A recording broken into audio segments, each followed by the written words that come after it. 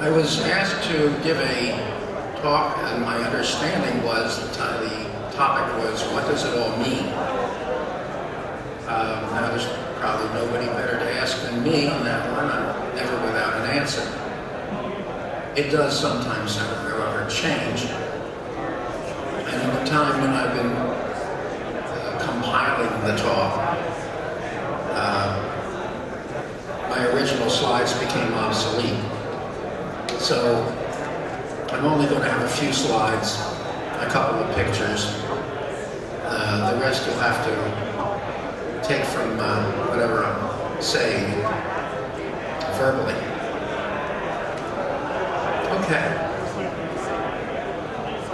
I guess there's no more movement of people over here. Let's start. What's that?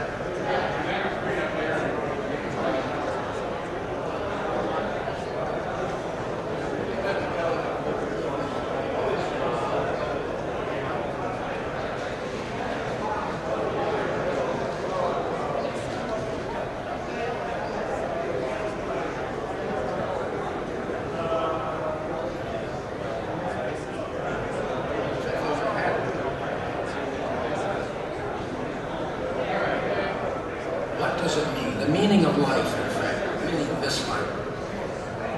First of all, can everybody hear? It sounds kind of loud from up here, but I can't quite understand myself. Thank you. If anybody cannot hear me, raise your hands. That always works. Let's start with the word bohemian. You hear it used. What does it really mean? Quote, I Google definitions or dictionaries as a person who has informal and unconventional social habits, especially an artist or writer. Okay, now we do a little more digging. We found out that the bohemian lifestyle is one that refuses to bend to society's conventions. And when they, this is a continuation, when they would explore the implications of their thoughts.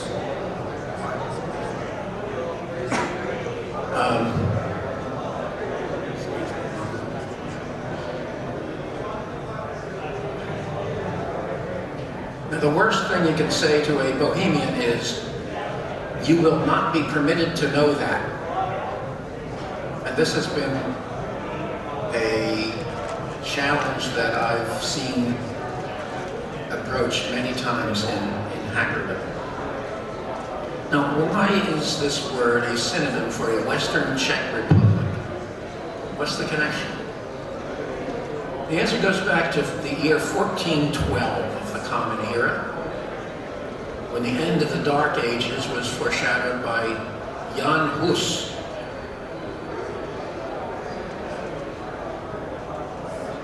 Jan Hus, a popular professor in the area preaching a gospel.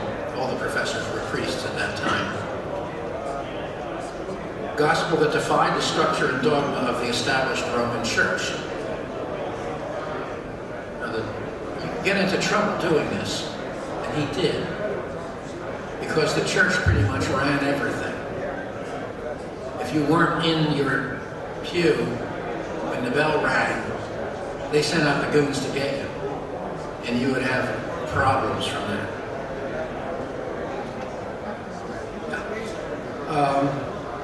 So they summoned him up before a council and put him on trial for heresy.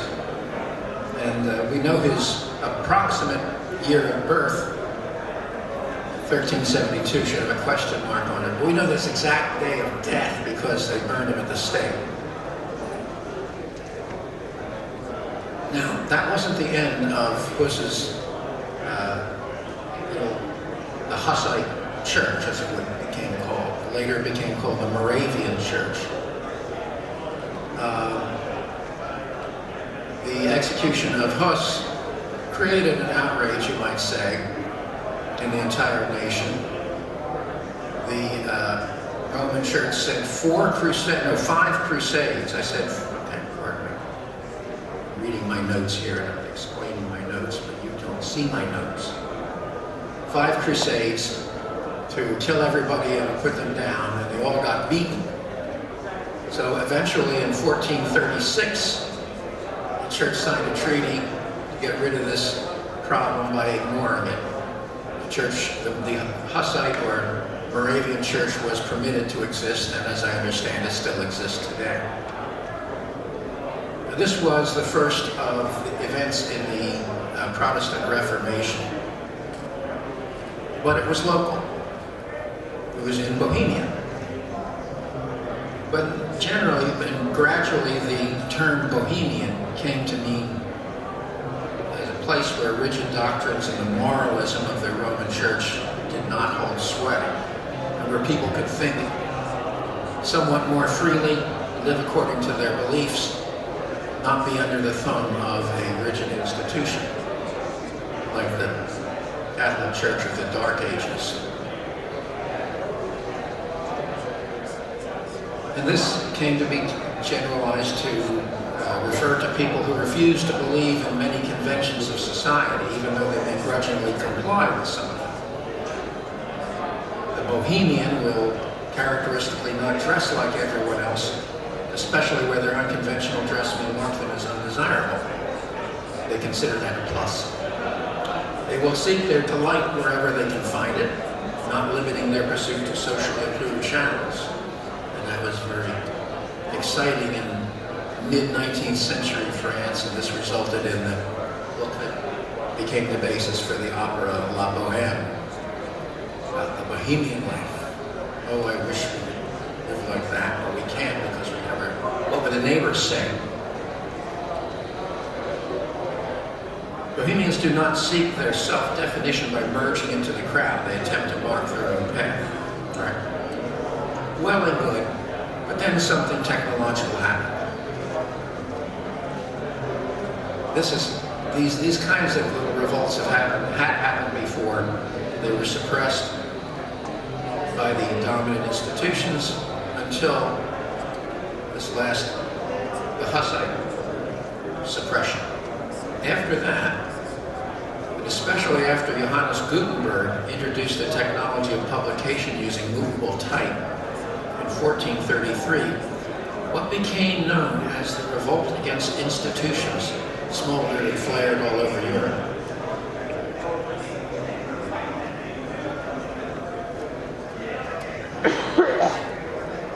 This is perhaps the most concise statement of the principle of the revolt against institution. It's in the Jefferson Memorial. By 1500, an estimated 20 million books were in print.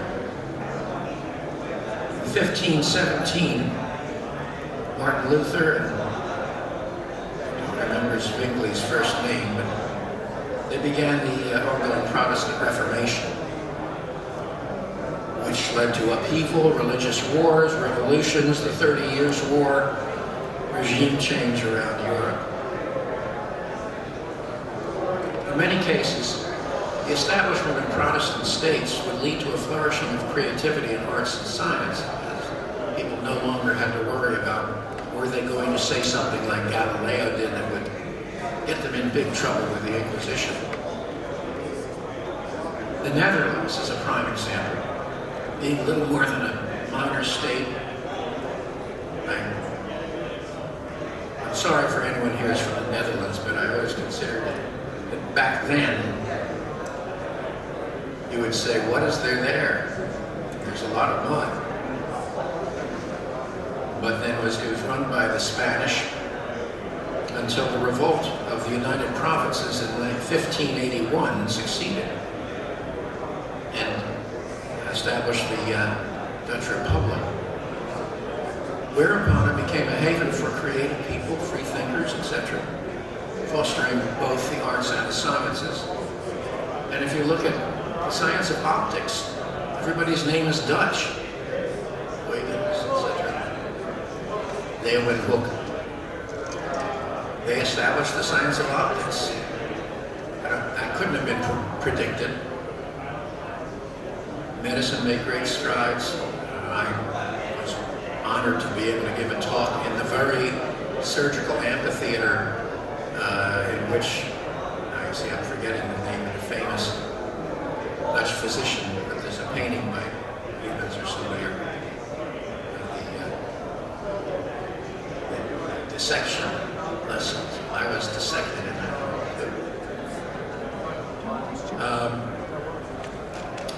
And of course, all students of art recognize the Dutch masters, and I'm not talking about cigars. So you've got this little mud hole up there in the mouth of the Rhine River with fishing and some sailing going on, and all of a sudden they get rid of their masters, and all this happens. Now, a very interesting and major exception to the rule was Italy of the Renaissance period. Can't ignore that. It remained Catholic, but the papacy was pretty much controlled by the wealthy families, the Medici and the Borgias and so forth. They could appoint popes, and they did. So they were able to control the church, at least as it regards to domestic affairs. They had their own little revolt against institutions, which came as a result of their wealth. Now, as a counterexample, we can take China. Take China, for example. The whole thing. At the same time as Hus was going up in smoke, the Chinese sailing fleet, a great Chinese sailing fleet, technologically centuries ahead of Europe, four-masted sailing ships with compasses so they could navigate straight across the ocean without having to hop along the coast. This fleet was making voyages in the Indian Ocean, going down as far as Mogadishu and below that on the African coast. Genetic evidence confirms this. They were exchanging ambassadors with countries there, exchanged an ambassador with Mecca. They had this these voyages of exploration and trade going on. And then in 1430, the fleet was recalled. The ships were dismantled. The sailors were assigned to other work. Because, as far as we can tell, the emperor, advised by layers of scholar bureaucrats, I mean, to be a bureaucrat in those days, you took kind of a civil service exam, but it was an examination in your knowledge of the classics. And it was a rough exam. But once you passed, you were in. You were part of that caste of scholar bureaucrats. So everyone there, certainly in the government, believed deeply in the Confucian ideals of harmony and obedience. They had decided that going outside of the central kingdom would bring in destabilizing influences. Besides, the Mongols were raging on their borders, and money had to be spent fighting them. So from the perspective of history, we can see that these learned bureaucrats were correct. Foreign trade always brings in disturbing influences. But, at least in our historical experience, shows that these influences enrich and strengthen a nation in the long run. China, however, made the decision to cut itself off. Stop all this foolishness about dealing with these inferior peoples and see to their own knitting, which they did for almost another 500 years. Gradually ossifying and fragmenting, so that by the 1912 revolution of Sun Yat-sen, China was little more than a collection of warlords who were eager to assist in its own destruction. China never had a revolt against institutions. The whole issue of what was the Cultural Revolution can be debated, but it was really for some institutions and against others. And they could turn that on and off, and they did. Moves in the direction of any such revolts were always foreclosed, and organizers were dealt with severely. It was a well-managed empire. It developed gunpowder, and contrary to popular opinion, they used it in warfare. A usage which was embraced by Western But the decision was made to retire it from military use and keep it in pyrotechnic uses. If you wanted to increase harmony and order, taking away gunpowder from guns seemed to be a good idea. They developed movable type. Gutenberg can't lay claim to that particular part of his system, but he developed a whole system of publication. But in China, publishing was tightly controlled and it never got out of hand like it did in Europe. I'd like to say that in the Chinese Empire, everything was kept under control until there was no more control left. Meanwhile, Europe developed the technologies of warfare and started an industrial revolution to replace agriculture as the largest producer of wealth. America was colonized and overrun with by Europeans along with unwilling Africans, becoming a laboratory in what happens when enough people say, "You can't tell me what to do." The public square in industrial society was replaced by mass communications, first in print and electronically. You know the adage, never get into an argument with someone who buys ink by the barrel. And all kinds of half-baked utopian colonies were established, and most of them faded quickly, although some, like the Amish, which was not really established as a utopian society here, it was imported from Germany. They're still going today. Thank you very much. Our revolt against institutions appeared to be a permanent, though not dominant, phenomenon. You can argue with me about that non-dominant part. Then finally, the Gutenberg moment came again. With programmable information technology able to escape from the control of sober, well-run, Chinese empire-style institutions. The computer industry at the time took the Chinese path, carefully assessing the up and down sides of various proposals and concluding that personal computers really had no significant future. All such uses were expected to be under the control of the telephone company, which was a convenient monopoly. This was the accepted wisdom of those who ruled our economy. But the revolt against institutions had not stopped. There were people who proclaimed, "You can't tell us what not to do," and then went ahead being foolhardy. We, those people, were ignored and we were expected to be suppressed. And we were allowed to run flat out doing whatever we wanted with ridiculously simple devices that could never compete in the serious computer market.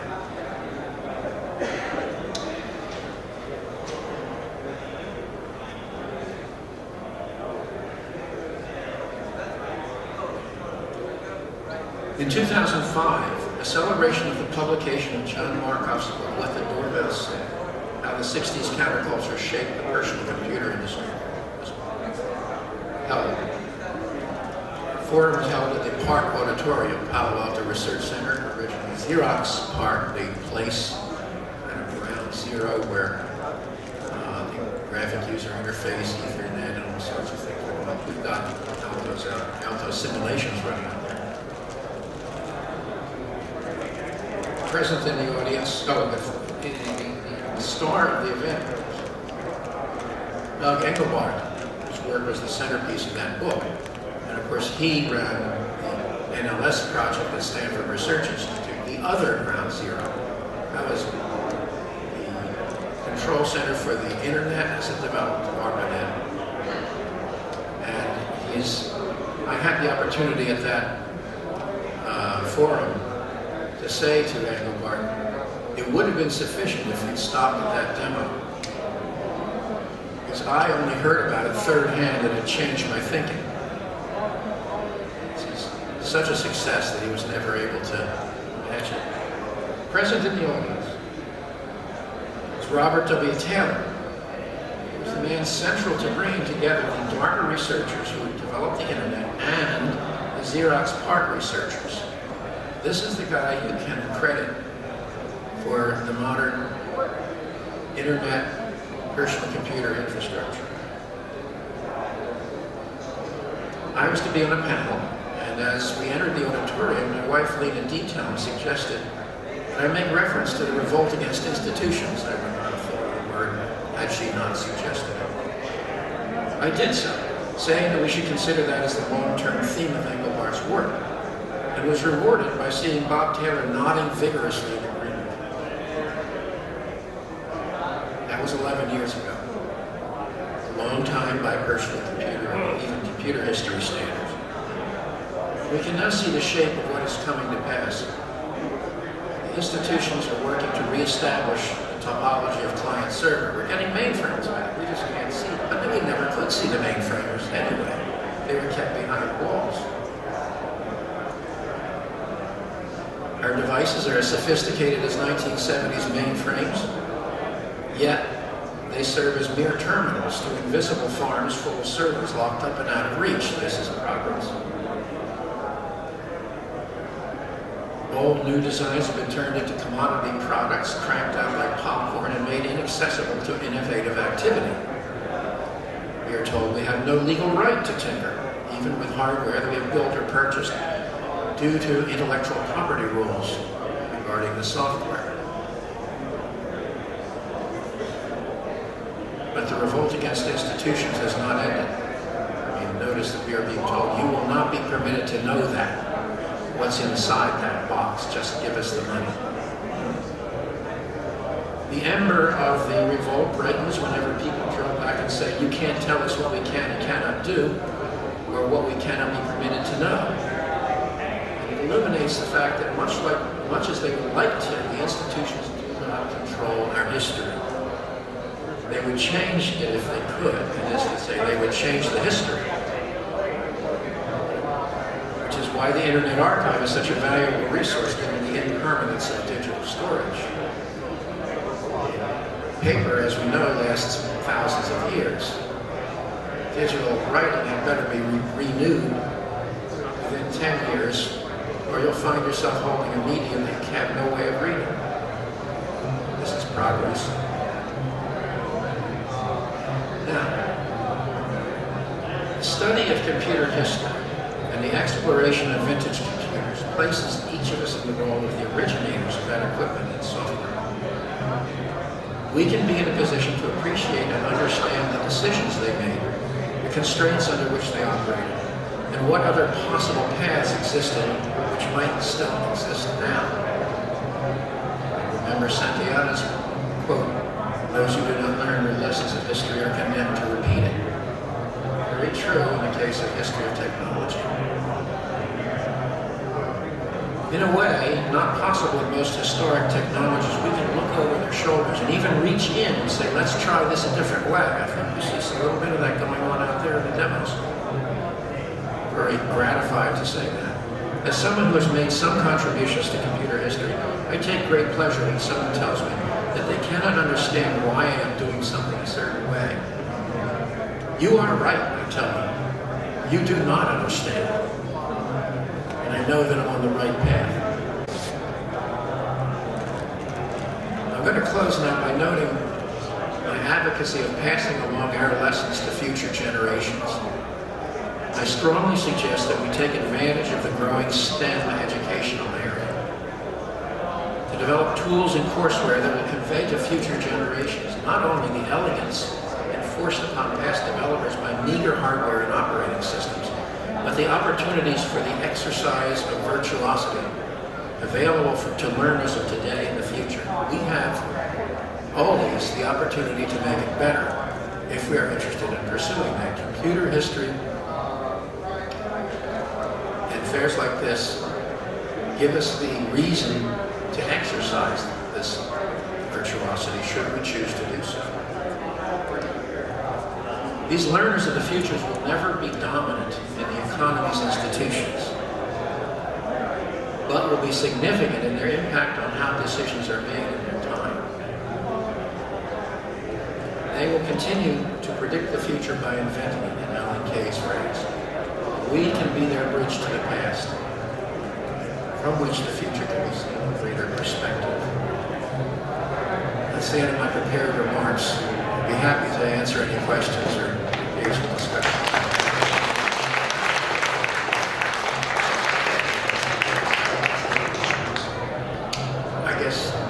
for questions, I need to point out what I'm working on now, which is in the STEM area. I started learning electronics at age 11. And when I talk with my colleagues, many of them started then too. So I consider that's a magic age. And I have been looking into the question of how can I take some of the ways in which I learned my craft and make it accessible to young people of that age so that they can skip over so many of the mistakes and false starts that I had experienced. I was doubtless a very smart child. I had to be because I wouldn't ask anybody for help. And I managed to somehow blunder my way through to where I got. And I always like to think, what if it had been less intimidating for me to ask for a mentor? Now, for the past easily 15 years, I don't have a start date on this, I've been doing little notebook sketches about how I might take the chip that I learned the most from, which was the 16R8 Programmable Array Logic, PAL, that is now called a PLD. That's the generic term because PAL was trademarked. And how to make it accessible to kids so that they can see everything that's going on, change things with their hands, develop a visual tactile relationship with the order of bits and so forth in the logic matrices. And I think I've got it now. So I'm trying to stir up interest in courseware, how we might, what games, what gizmos we might be able to create with these 256-bit state machines, which have some limitations, so that the kids will be drawn along into this understanding of digital electronics and come across the discovery that this is where software emerges from the hardware. In order to use this kind of device, you have to write equations, logic equations. And you start out with the simplest equation controlling one bit. There's only one thing you can do with one bit, and that's turn it off or on, depending on what state it's in. And that's the challenge for the first, not quite the first lesson, but the earliest lesson. Once you do that, you can tell everybody to come and look because they didn't need to see you making mistakes. Because your mistakes can be fixed by dumping out your matrix full of diodes and plugging them back in, which is very important for kids to not have to be embarrassed. So I think I've got the design, I've made a prototype, and I'm working towards calling together a meeting of people interested in creating courseware for this. Now I'm afraid I can't show you anything on the screen, in part because that's not what I was supposed to make this lecture about. But getting kids available hands-on with the ability, and that's what I haven't described, through the internet to access anonymous mentoring. Mentors that can look literally over their shoulder and go inside the equipment and look and see how it's set up. This is not a concept that's very new because it's built into every complex chip. It's called the diagnostic port. So I made a diagnostic port in this design. Because I want to try to get kids started better at the same age as I started. So vicariously I can experience what they come up with as they go through it. Anyway, people wonder about that. Yes? I'll repeat the question. Oh wait, here's the mic. It seems to me that this world is going to sort of disappear from future archaeologists Because Hang on. Okay, get back on that and adjust. Because when they dig up our generation or our life here, there's going to be no pictures, no newspapers, no of the traditional things that archaeologists find when they dig things up. What do you think will happen to our history?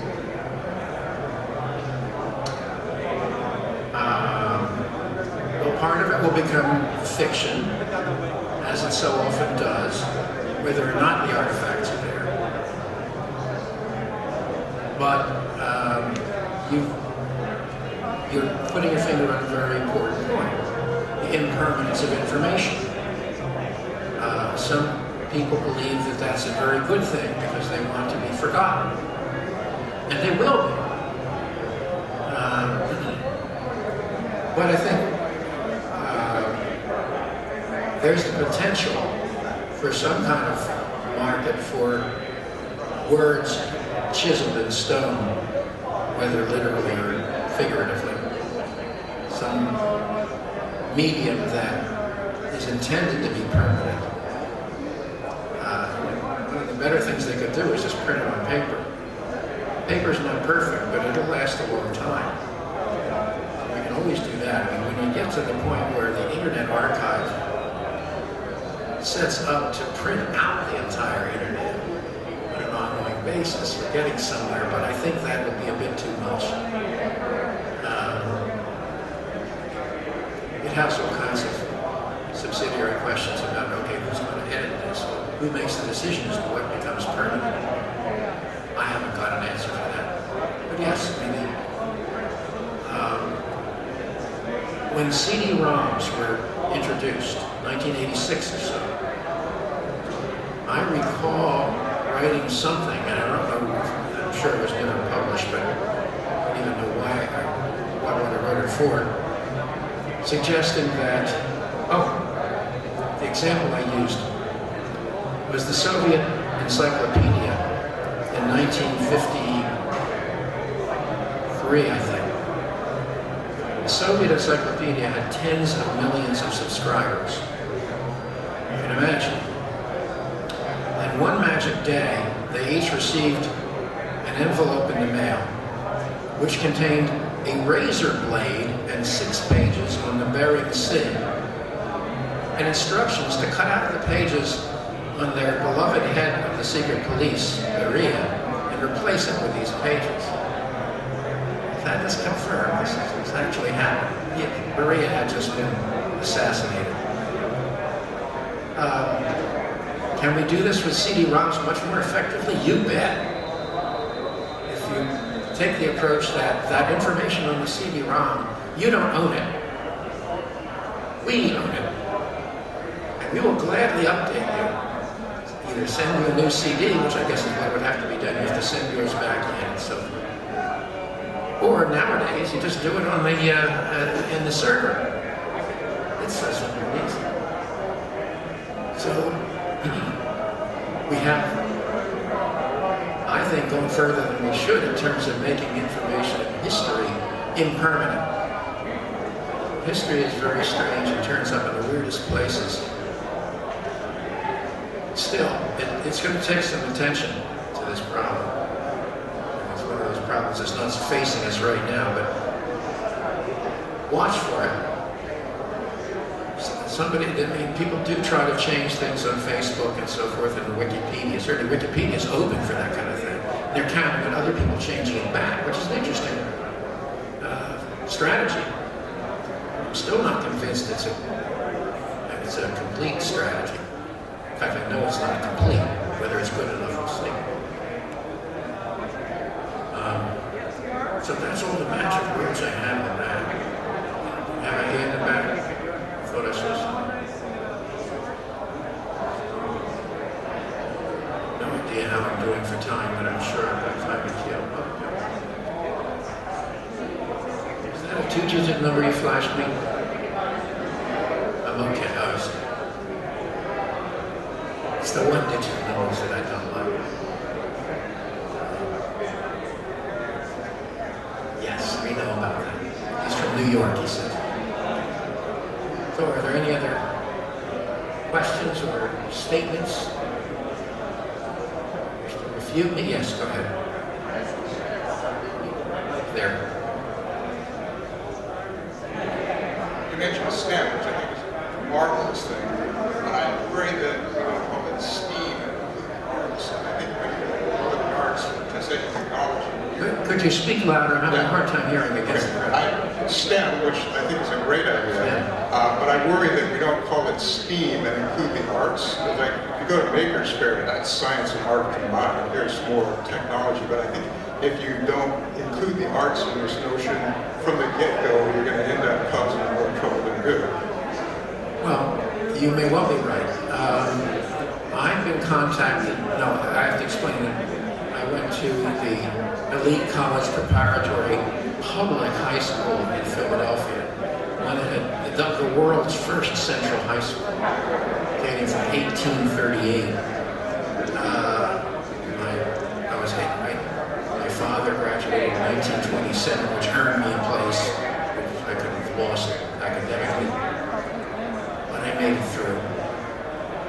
And they always have had a serious, significant alumni association. They used to be the feeding point for the Philadelphia establishment when there was a Philadelphia establishment. There is no such thing now. But I've been contacted by some alumni committee that are trying to find out what to do to set up a STEM lab. We know about this name. What's it supposed to be? And fortunately, I was able to tell them, well, that's my field, because I had declared that I was I'm waiting for them to get back to me, but I've been thinking about it in the meantime. And I wrote a piece that's on the web, possibly on my Felsenstein.com website, called Dear Old High. And in that I give my considerable wisdom in regards to studying or academics. My point being that I'm not the world's best engineer. There are plenty who are better than I am. But I managed to find myself in the right place at the right time to make some rather crucial changes and introduce a design that had legs. And it's really the way we use our screens on our personal computers, the way the architecture of that display. So it wasn't so much that I was so technically smart, but I had gone through a process of exploration in the counterculture in the 60s and so forth, trying to learn what was going on with how people handled information and how they could handle it in better ways using, say, the telephone systems. That study wasn't a rigorous academic study by any means. I don't think I know how to do that. But I learned enough so that I came to reach conclusions about key things that you need. So it's not, I say that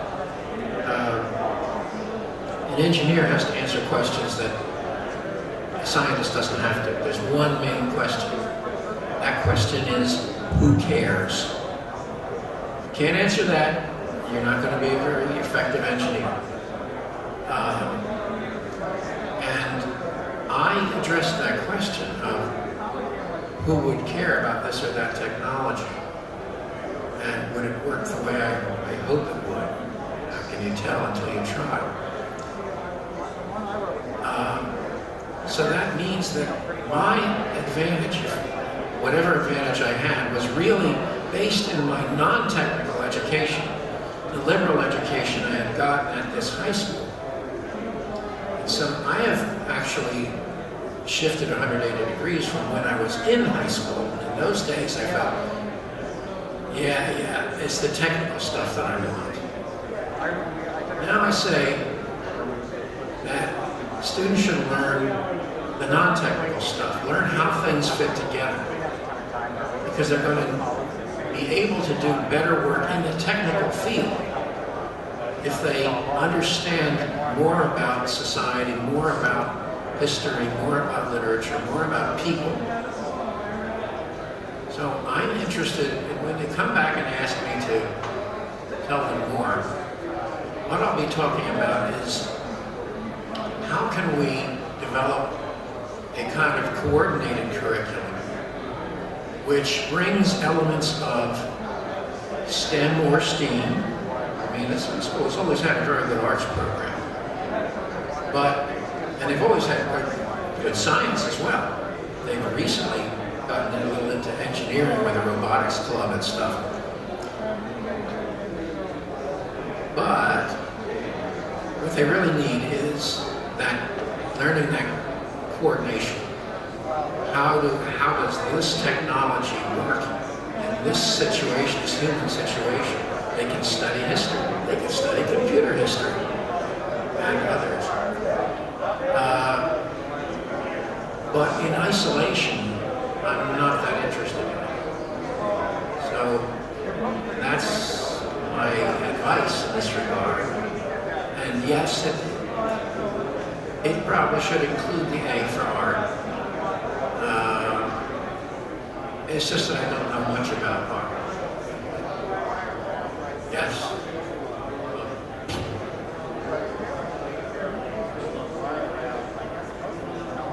Okay. In the early days of computers in academia, mainframes, early personal computers, CPM era and all that, a computer was a tool that was used interactively. You could write programs, you could solve problems, you could think of things you wanted to do. The computer had all the tools for doing that. With the PC, one of the changes I think hasn't been noticed enough is IBM released the PC not as a tool for writing software, but as an appliance for playing back canned applications that other people sold to. Right now, of the billion PCs in the world, maybe a few thousand are actually being used to do authoring. Of the billion cell phones in the world, it's not a good tool for actually writing individual software, only for developing applications that can then be sold to the billions of people that are playing stuff back without really knowing or caring what's underneath. Could you comment on how that might have changed in the industry in the last few decades? Well,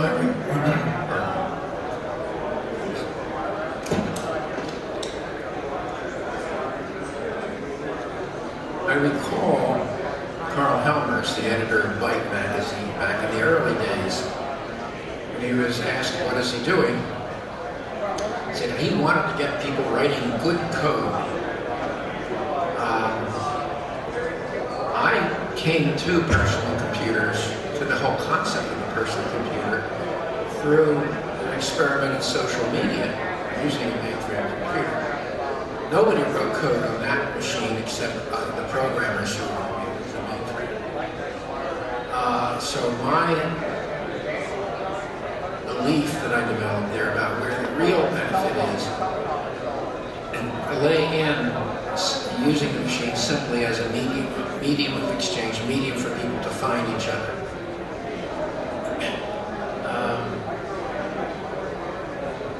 The whole issue of what does it take to make computer programming something that is resonates with the public it's one of those kind of, we use the word code with that these days, you know, summer of code, things of that sort. It rings somewhat hollow to me. It's a good thing to know that how it's done.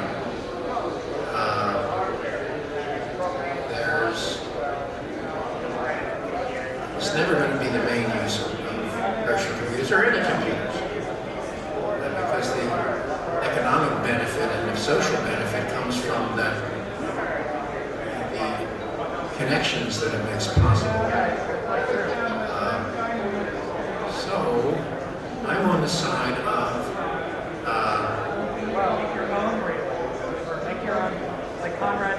let's have on the other side of it's a programming machine. Everybody should learn to program. Now, I know you didn't say that. There are people who think that I say that, and that's usually the point at which they are walking away. And I would rather they didn't walk away. I'd like to talk to them about other things. That's another question here?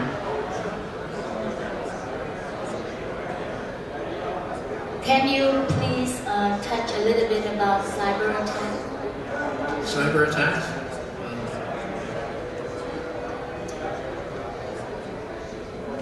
I remember Joe Gauthier, who I could call him this to his face. I referred to him as the dirty bird. He sort of looked like that. A little ex-Navy man who was an expert on phone systems. I learned how to install a phone keyset unit from him as I paid him to install one.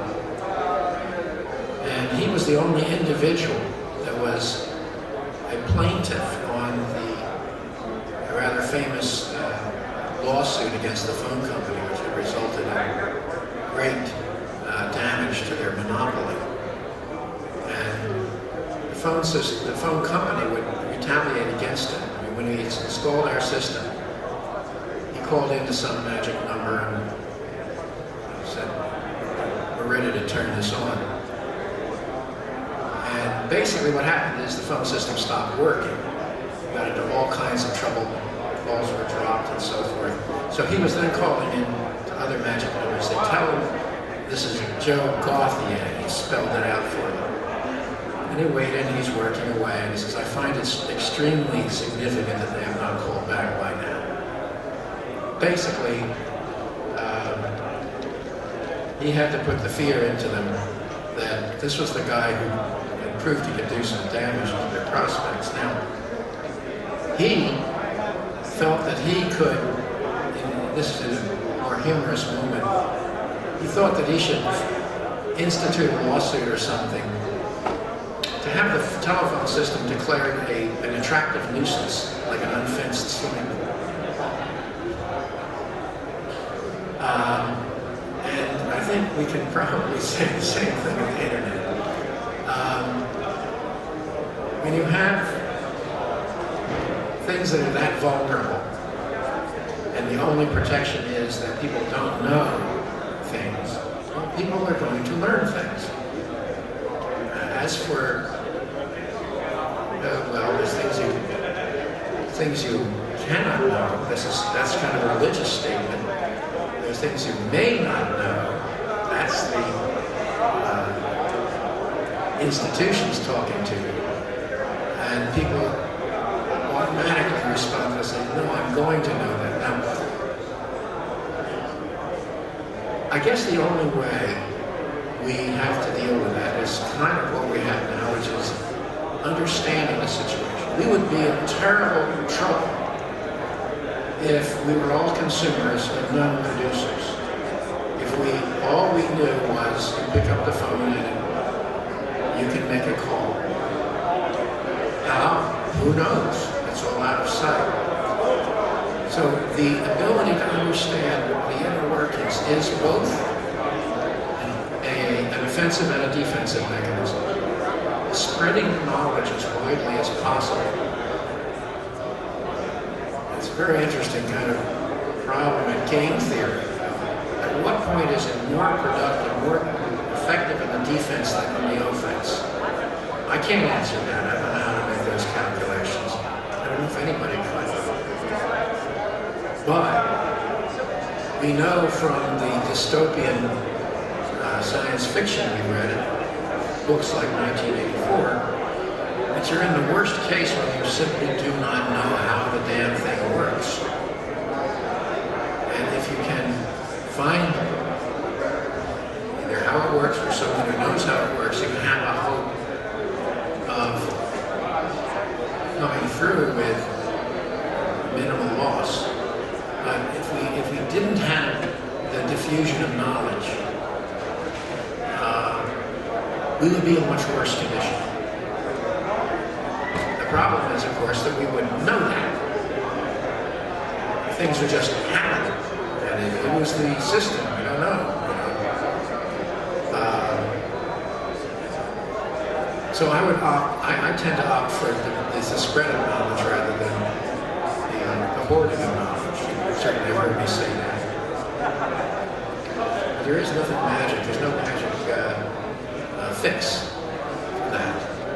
It's one of those things it would be a good thing to discuss in the STEM classes, certainly, because it immediately gets you into the question of what is a human being? What is our dark side and our light side and so forth? What does this writer say about that? That can lead to an educated person. Okay, so that's all I have really to say about that. I can't say, here's the fix for it. Am I doing, again, how's time? I can't do it. Excuse me, thank you. I've got time. And another couple of questions? You can ask anything. I don't necessarily answer everything.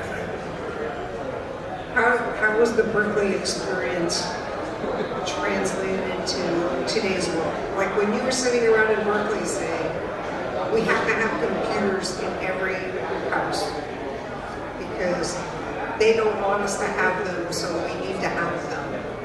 Well, Is that Lee still here? I don't think that Lee was ever here.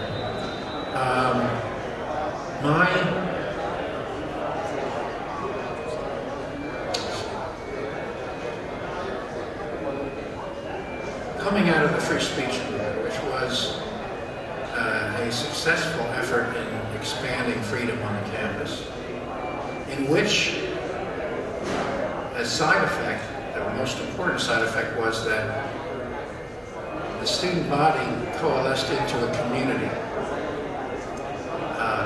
for various reasons.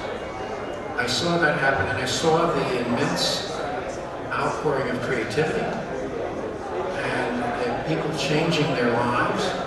That was the starting point for the Haight-Ashbury. An unknown number of students left the school and wound up over there, trying to live the way they wanted to live, Bohemian life. And so I went in search of what I could do technologically to facilitate that kind of process. The formation and the continuous reformation of communities was needed. And I went through, in my Berkeley experience, where it started there, and went through experience with the underground press. I learned to write for the underground press. Before that, I somehow decided that I could be the editor and publisher of a little house newsletter, mimeographed, Circulation 100, where you had to type all the other articles on the stencil, and then you had the rest of the stencil for what you wanted to say. And you thought of what you wanted to say, and you typed it in, and you got maybe one chance to do a correction before it had to be all redone over again. That's pretty good training for writing. I carried it on into the Berkeley Bar. Then I discovered that centralized media where the same information is transmitted to everybody is not going to do it. And I followed some leads. Someone named Mike Rossman was writing a book about how you could use the telephone in various configurations to facilitate community building. And for him, learning, he was very much into education, learning, informal education.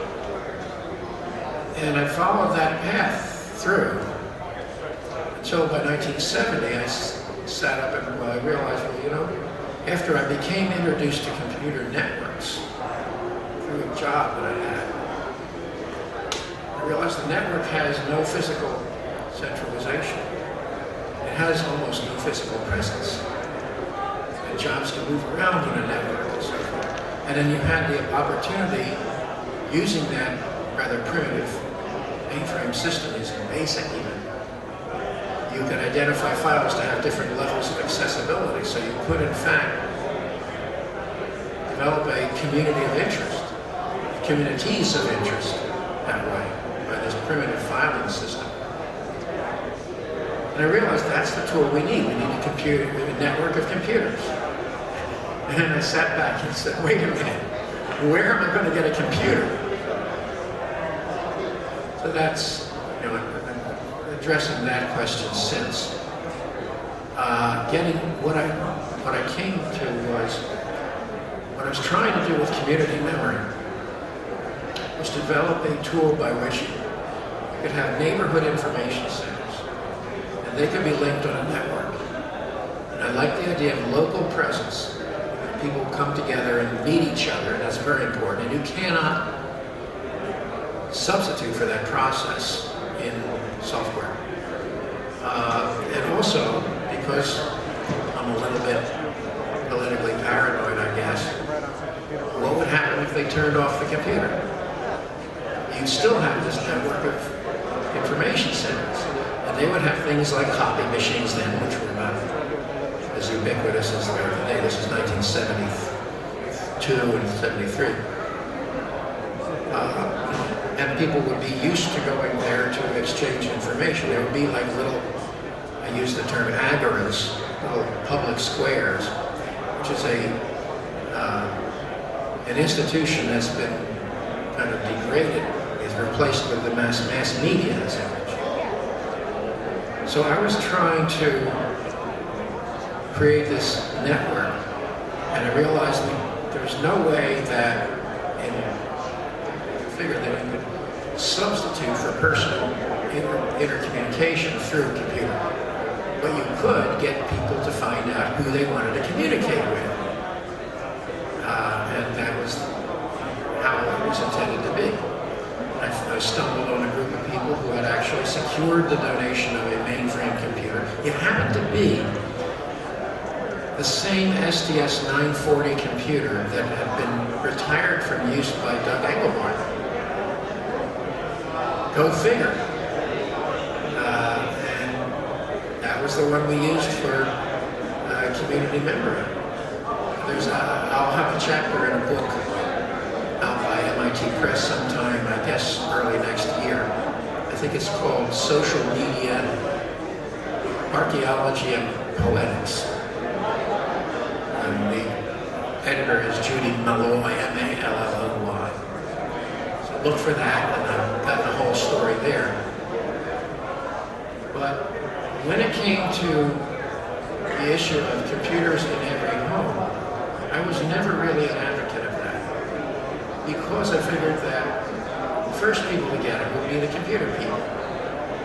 And right away, people would understand, oh, that thing, that system, that's for those computer people. That's not for me. I wanted everybody to feel they had equal accessibility to it. And the closing days of the Community Memory Project in 1992, when we had a 10-terminal system center in Berkeley and other places, I argued against making a dial-in version for it, because I felt that the system would then become a computer people's kind of thing. And if you look at the well and so forth, which was for people with computers, there were people who expected you to be familiar with the VI editor and so forth, and have all this body of knowledge. There were people who, within social circles there, would say, well, everybody knows Linux or Unix in those days. Everybody didn't. Only a very small number did. So I didn't want it to become like that. So looking today with the smartphones and everything, I've kind of seeded that. But it's because it's a tool that people expect to have, and they don't need to have a technical education and technical experience to use it. So I would be happy enough to try to bring about the establishment of a community memory system using smartphones. And it can be done too. The code is sitting somewhere, it's safe, and anybody who wants to talk to me about it, I can do that. But it's unlikely that I'm going to make it my number one priority for a little while. I have a few other things I need to do first. Okay, so before I go into that, let's wrap it up.